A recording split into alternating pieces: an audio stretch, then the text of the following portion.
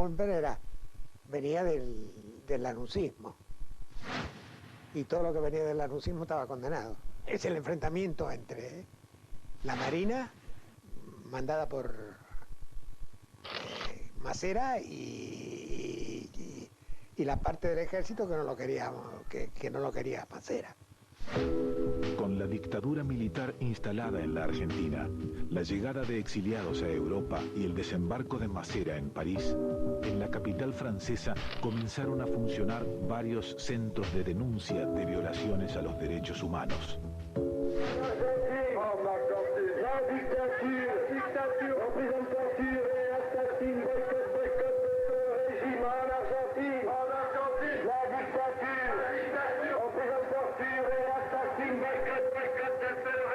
Cuando vuelvo a París a principios de junio de 76, bueno, empiezo con los compañeros a decir a la prensa: hay que hablar de lo que pasa en la Argentina, que es terrible. Yo vivo en Francia desde el año 70 y fui a pasar un año de vacaciones a Argentina, donde desgraciadamente conocí lo que era la tortura, y mi hermano desaparece y después reaparece en la Marina y estuvo 7 años preso. Al volver a Francia, a mediados del 76, nos reunimos los parientes de los detenidos y desaparecidos y creamos una asociación de defensa para poder trabajar todos juntos y hacer presión ante el Ministerio de Relaciones Exteriores y los diplomáticos argentinos. Fue así como se formaron los primeros comités de solidaridad. Y sin duda comenzó la alarma de la dictadura militar, cuando advirtió que lo que ocurría en la Argentina era conocido en el exterior, era difundido a través de medios de prensa y llegaba incluso hasta las Naciones Unidas. Desde el centro piloto, la Junta Militar salió al cruce contra las denuncias de los organismos de derechos humanos. A Massera le interesaban la Torre Eiffel, el Arco del Triunfo o las orillas del Sena, pero pretendía dejar atrás su rol de dictador, y esta supuesta sede diplomática en Francia le resultó el mejor de los paisajes. El proyecto de Massera era ser presidente, digamos. Ser el líder de un nuevo movimiento, partido político de tipo populista, fascistoide, donde pensaba reunir, reunió en un momento dado, más allá de que haya sido sincero o no la adhesión, a una serie de empresarios, algunos sindicalistas fachosos, peronistas. Se empezó a despegar progresivamente de la Junta, tanto a llegar a tener enfrentamientos muy serios con el ejército. Porque él proponía, y ya primero secretamente y después públicamente, proponía dar por terminada la lucha cruenta, como decía, contra la subversión, y abrir una etapa más democrática y publicar las listas de desaparecidos. Massera había empezado a utilizar a los detenidos dentro de la ESMA. Los llamó recuperados y los hacía trabajar en una dependencia dentro del centro clandestino, conocida como pecera. A mí me detienen me secuestran, digamos, un 15 de junio del 77, en el barrio de Parque Chacabuco. Yo tenía una cita que estaba cantada, y cuando voy a la cita ahí, en una de las callecitas del barrio, yo caminaba por la calle, me dan la voz de alto, varios tipos, yo salgo corriendo, me tiran, me hieren en la pierna y me caigo, me agarran, me llegan. Horas después me entero, porque me lo dice Acosta, que estaba en la ESMA. Estuve en el sótano de la ESMA durante un mes, hasta el 15 exactamente un mes, el 15 de julio, que secuestraron y matan a mi mujer, la madre de mis 2 chicos. Estuve en capucha, me bajaban para interrogarme, bueno.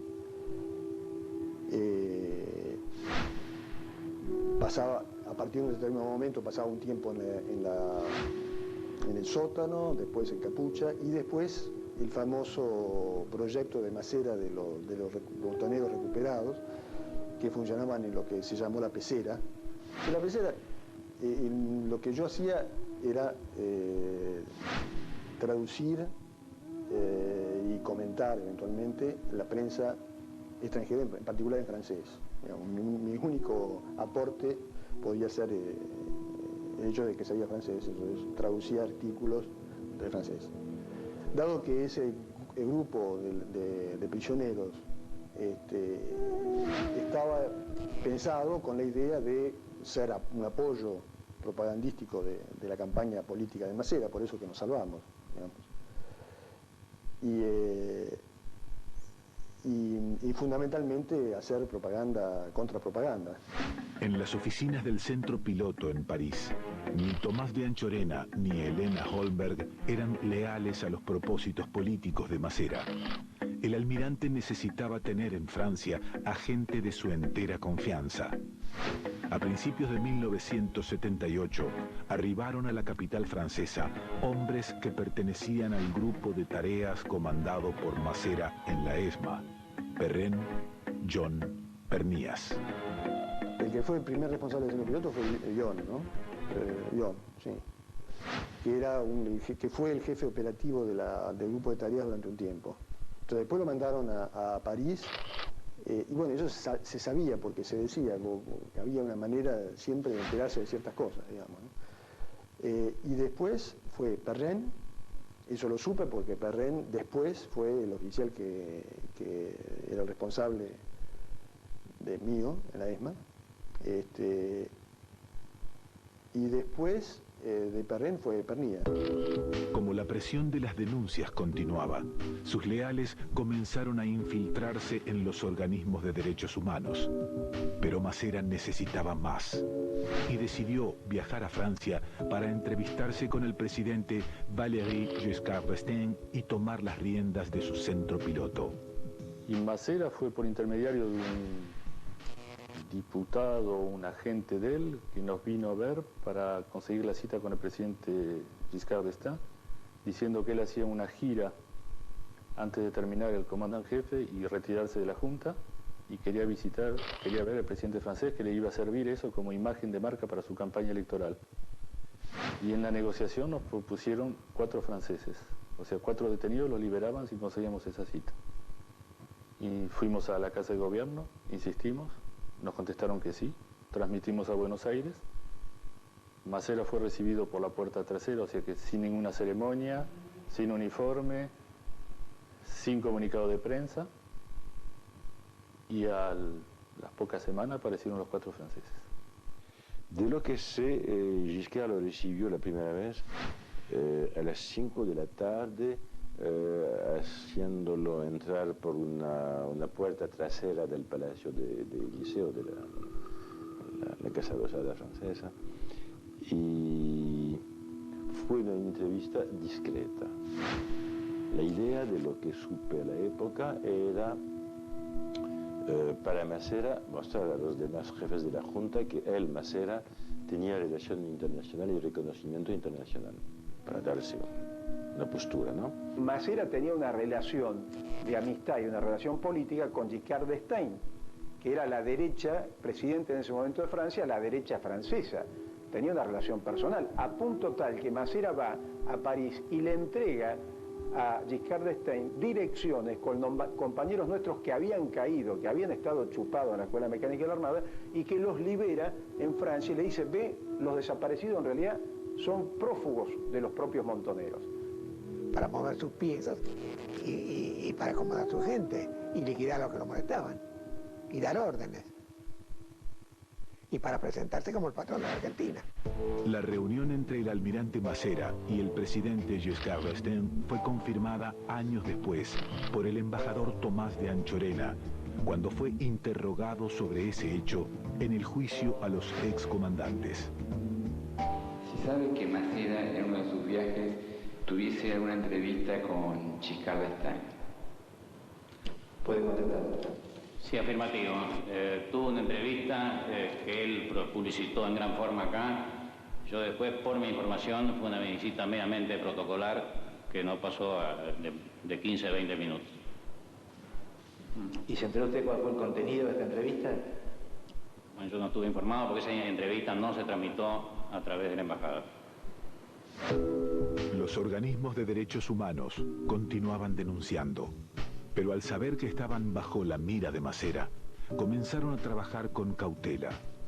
El periodista francés François Gies, fundador del CEDETIN, donde se nucleaban exiliados de varios países del mundo, recuerda el primer atentado que sufrieron.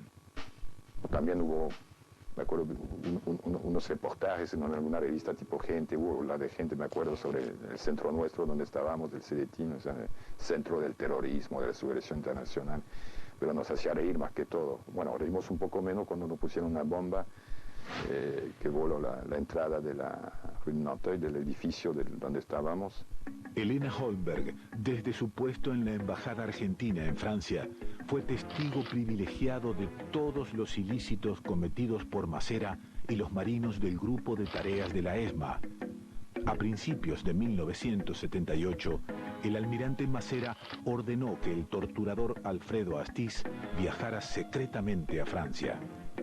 Todo lo que recuerdo es que Astiz asiste a una reunión de argentinos, había estado con una chica argentina haciendo empanadas, se hacía pasar por un refugiado y en una reunión una chica, una expresa, lo reconoce. No se desmaya, pero se descompone y es una monja francesa que la ve que estaba mal. Sœur Yvonne es una monja de la congregación de las monjas que desaparecieron. Y esta monja, no sabiendo qué hacer, llama al cardenal. Y el cardenal avisa a los servicios de policía diciendo pasa esto y esto. Y se supone que Astiz se dio cuenta que alguien lo había descubierto y después no se habló más de Astiz. Pero el marino represor se sentía inalcanzable y continuó su tarea en otros organismos bajo un nombre falso, Alberto Escudero, y un parentesco inventado, hermano de un militante montonero desaparecido. Un día había un asado y sentado en un costado, como en una especie de fogón más alto que había quedado de la casa, había un tipo con una cámara y sacaba fotos. Tipo rubiecito, un gordito, más joven que yo, con el pelo medio larguito. Tenía una cara de boludo realmente sorprendente. Y le pregunto a uno de los compañeros y le digo, che, ¿quién es ese que saca fotos? Alberto Escudero. Alberto viene acá, ayuda, está en la oficina, nos ayuda a nosotros. Dice, a veces está con los uruguayos. Es un buen tipo. Le digo, sí, pero está sacando fotos. Qué sé yo, andá y decile algo. Y fui, lo encaré directamente y le digo, ¿vos sabés quién soy yo? Acá viene la parte donde me llamó la atención. Y pues dice, vos sos Carlos. Ah, ¿y vos sabés lo que hago yo? Sí, si vos sos fotógrafo. Sí, le digo. Y ves, no tengo cámara. No saco fotos. Porque en lugares como este no hay que sacar fotos. Y dice tipo, no, pero la saco para mí. Bueno, no, le digo, no, mirá, no es necesario que saque fotos. Dame el rollo. El tipo me dice, no, pero escuchame, el otro lo tome así, estoy haciendo una cosa. No, dame el rollo. O sea que me dio la cámara, la abrí, le saqué el rollo, se lo velé, se lo revelé, se lo puse de nuevo y le dije, toma, chao. Bueno, nunca más lo vi. Hasta que el 24 de marzo de 1978 es reconocido por una ex detenida en la ESMA durante una marcha de repudio frente a la embajada realizada por el Comité Argentino de Informaciones y Solidaridad. El diario Liberación dio la noticia. Astiz huyó a Buenos Aires. Los exiliados argentinos, temerosos de nuevas infiltraciones, se comenzaron a reunir en las iglesias de Saint-Eustache y Saint-Merry. Con sus criminales en funciones, París se transformó poco a poco en un nuevo terreno de caza de la Marina Argentina. Se manejaban en Buenos Aires, querido. De la misma manera, tocaban a timbre, abrían la puerta y se metían adentro. O si no, lo levantaban con el coche. O si no, lo llamaban, lo citaban y no salía más. Pero eso es metódico, ¿no? Siempre lo mismo.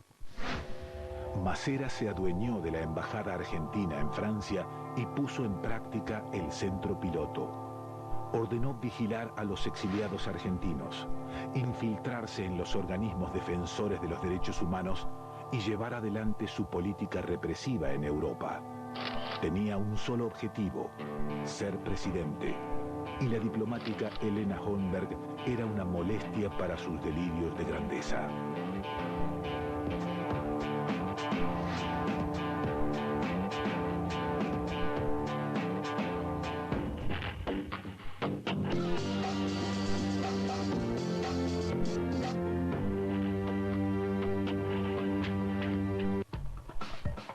Argentina está creciendo como nunca, pero todavía hay algunos empleadores que aumentan sus ganancias. Y empleados locales que habíamos tomado ahí en Francia. Hasta enero de 1978. Hasta enero del 78. En enero del 78 se designan a 2 oficiales de la Armada para hacerse cargo del centro. Uno como responsable y el segundo teóricamente como ayudante de...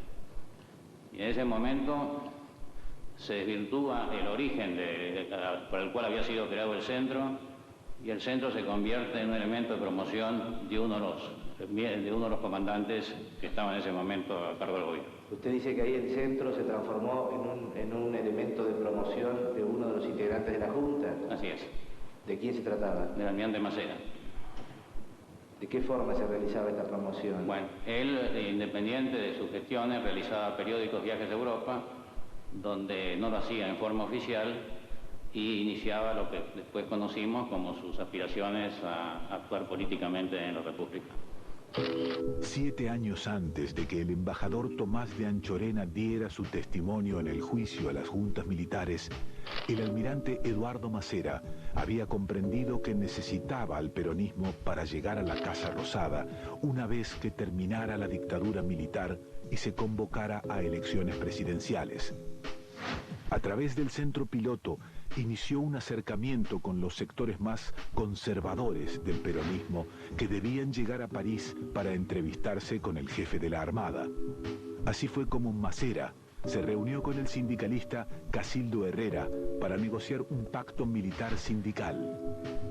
Que esas reuniones realmente tuvieron lugar porque fueron publicadas por el diario Le Monde. Y el director del diario Le Monde dio testimonio de que esas reuniones habían tomado lugar, la fecha.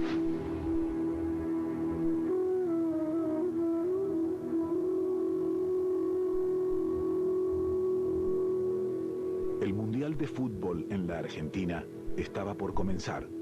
La dictadura temía un ataque de las organizaciones armadas. Masera convenció a Videla y a Agosti de que eso no sucedería, pero no les informó que pactaría una tregua con alguno de los miembros de la cúpula de Montoneros.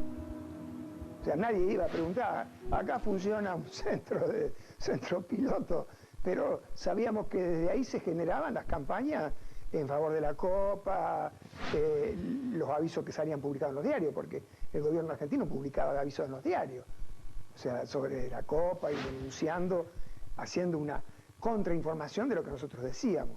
Y ellos mandaban el logo, mandaban la gente con los jugadores de fútbol, todo riéndose, happiness.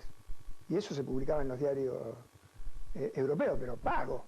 Y nosotros sabíamos que salía de ahí. Esa oficina manejaba evidentemente mucha guita.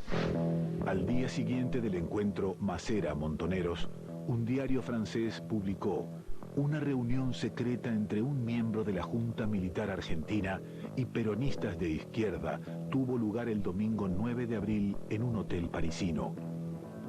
Unos días más tarde, Videla recibió en Buenos Aires un dossier secreto ampliando la información sobre la entrevista. Lo había escrito su diplomática de confianza, Helena Holmberg. Ya en Democracia, durante el juicio a las juntas, Gregorio Dupont, amigo de Helena Holmberg, relató lo que la diplomática le había contado. En el momento de la conversación, porque ya estaba hablando del centro piloto, lo que estaba ocurriendo ahí, yo le pregunto si es verdad lo que había visto en el diario Le Monde,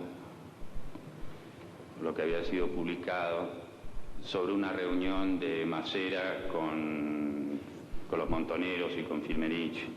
Y ella me dijo, no solo es verdad, sino que se les entregó una suma, 1.200.000, 1.300.000, no recuerdo bien, era una suma superior al $1.000.000. Y me dijo que lo podía probar. Bueno, ella tenía conocimiento porque se gira de Buenos Aires y ella por su cargo de secretaria de prensa ya tenía acceso a las cuentas.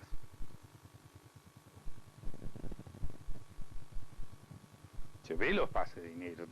El centro piloto tenía un presupuesto muy grande le habían dado, y ella tenía acceso a los informes de los bancos, ¿no? Sin embargo, el ex montonero Fernando Vaca Narvaja tiene otra versión de los hechos. Trataron de embardunarnos, de embarrarnos a nosotros en esas reuniones. Está el tema famoso, del cual yo soy testigo de cargo, de que los montoneros le dan a Masera $1 millón. En realidad, cuando a mí me hacen la emboscada en 1977, que me canta un compañero que es Antonio Langarica, él tenía en Suiza $1,5 millones, que era una operación de pertrechos de aprovisionamiento que nosotros hacíamos en Argentina. Cuando él cae, él negocia su vida a cambio, entre otras cosas, de ese dinero. Ese $1,5 millones se lo queda el grupo de tarea de la Escuela Mecánica de la Armada y va a producir un enfrentamiento entre servicios de la Marina y el Ejército por ese dinero, porque aparentemente Masera no declara ese dinero y lo usa para su proyecto político, ¿no? Masera, yo creo que en ese momento no estaba haciendo su campaña política que después hizo en la ESMA con la pecera y todo lo que sabemos, que lo agarró los montoneros que empiezan a trabajar para él, sino que en ese momento estaba negociando en nombre de la Junta lo que se llamó la tregua del Mundial de Fútbol, ¿no? Que se pudiese realizar en 1978 un Mundial de Fútbol acá. O sea, repito, yo creo, un tiro, una granada, se suspendía todo. Yo ya era parte de la conducción, así que ahí me puedo comprometer en lo que digo. Nunca jamás hubo ninguna reunión con ningún miembro de la Junta Militar. Sí hubo gestiones ante el Vaticano y ante dirigentes políticos para establecer treguas respecto al tema de los prisioneros y respecto al tema político, buscando una salida democrática en la Argentina. Son dos cosas absolutamente distintas. Sí, la cúpula montonera estaba arreglada con los generales, el gobierno militar o no. Eso ya, la teoría de los dos demonios, ya es una cosa que se ha especulado mucho. Pero evidentemente la alta cúpula de montoneros no vino acá, ni hizo nada. De la contraofensiva que sabemos, ellos por acá no aparecieron. Las versiones entre Dupont y Vaca Narvaja son contradictorias. Lo cierto es que el Campeonato Mundial de Fútbol pasó sin demasiados enfrentamientos armados. La tregua pactada había dado resultado. Sin embargo, para los organismos de derechos humanos, el campeonato fue visto como una oportunidad para confirmar sus denuncias. Y bueno, a nosotros el pequeño comité de 15 personas que militábamos desde 2 años, nos pareció imposible de aceptar esa idea de que, bueno, se iba a jugar fútbol al lado de la ESMA, al lado del centro de torturas, etc. Y de ahí la idea del boicot que surgió a fines del 77 ya, esa idea de que, bueno, la presencia de ese mundial en la capital de un país gobierno por una dictadura, para ellos era un símbolo justamente de hacia donde podía llegar el deporte.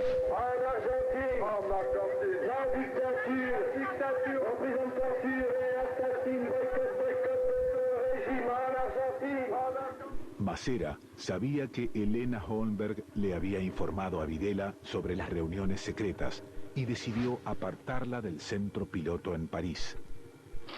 Helena Holmberg, resentida, atacó a Masera. En un cóctel en la embajada argentina en Francia, la diplomática le preguntó a la esposa del almirante, Delia Vieira, si el anillo que llevaba se lo había regalado Firmenich. La ironía sobre esa alianza selló su destino. Holmberg recibió la orden de finalización de sus funciones en Francia y su traslado a Buenos Aires. El 18 de diciembre de 1978 se encontró con su amigo Gregorio Dupont en un bar de La Recoleta. le digo, mirá, Elena, tenés mucho cuidado. Me dice, ¿qué? ¿Vos también creés esta campaña ante Argentina? Digo, no, acá, en serio, la gente han secuestrado, han matado muchísima gente. No. Ella creía que Masera estaba traicionando la lucha contra la guerrilla, ¿no?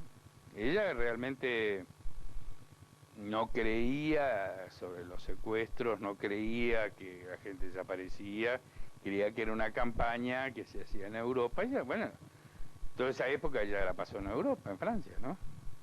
Pero honestamente no creía que esas cosas pasaban, y cuando yo le dije,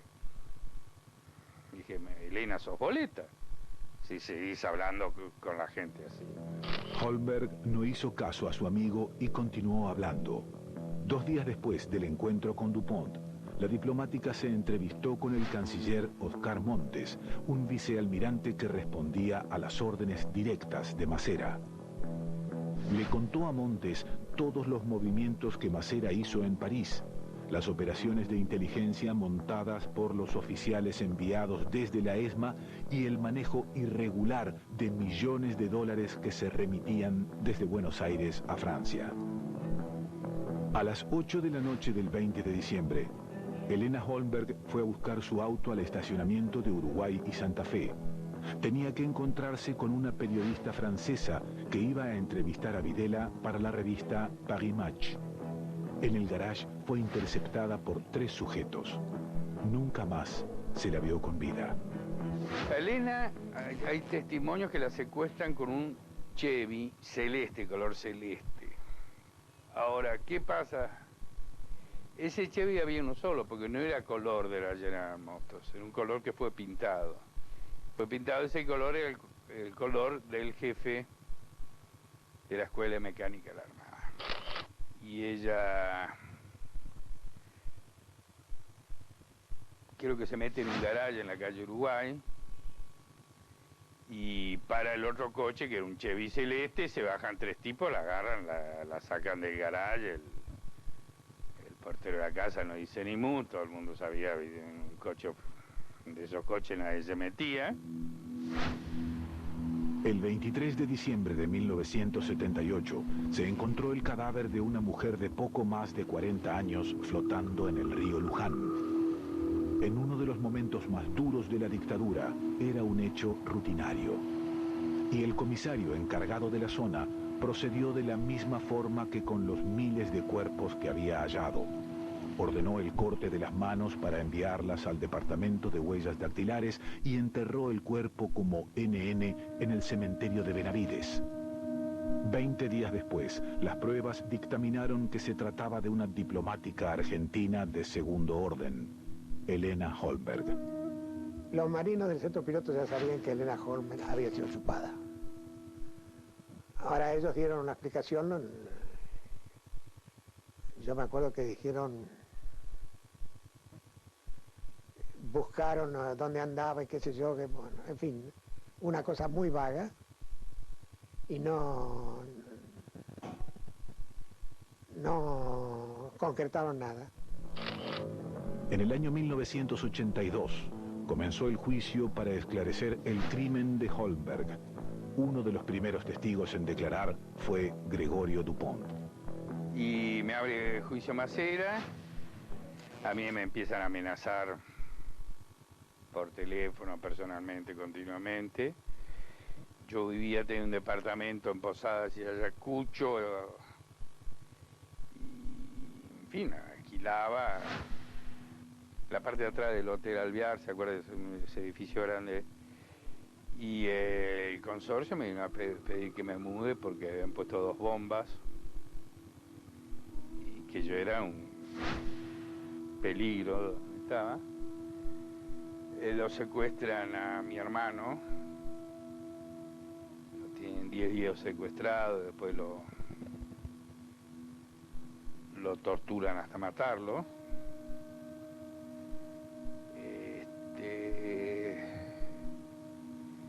Pues tratan de secuestrarme a mí también. Esquina frente a la Embajada de Francia. Yo venía caminando por Cerrito el jefe de homicidios en ese momento, el comisario Corgo, me dijo, nunca camines dando la espalda al tráfico, por la vereda siempre mirando al tráfico. Y bastante útil me fue, y cuando vi que frente al jockey estaba un Falcon parado con las puertas abiertas y que el mi bien me ve, arranca para donde yo estoy, me mete en una casa y saco una pistola. Y empezaron a gritar que estaba armado y no sé qué pasó, después el coche se fue. Yo me quedé un rato largo, la verdad, muerto de miedo ahí adentro. Después salí con la pistola en la mano, crucé al Jockey Club y entré, ¿no? La guerra de Malvinas puso fin al sueño militar de perpetuarse en el poder. El centro piloto de París debía desmontarse para que no quedaran pruebas que incriminaran aún más a sus ocupantes. El 23 de septiembre de 1983, días antes de abandonar el poder para siempre, el último dictador, Reinaldo Vignone, firmó el decreto 2363, que ordenaba desmontar las oficinas en Francia. Los hechos de corrupción, los secuestros y los crímenes que allí se cometieron fueron cubiertos por un manto de oscuridad y misterio. Los asesinos de Helena Holmberg jamás fueron hallados. Lejos de convertirse en presidente y despojado de su poder en la ESMA, en 1985 Masera solo alcanzaba a defenderse ante los tribunales federales.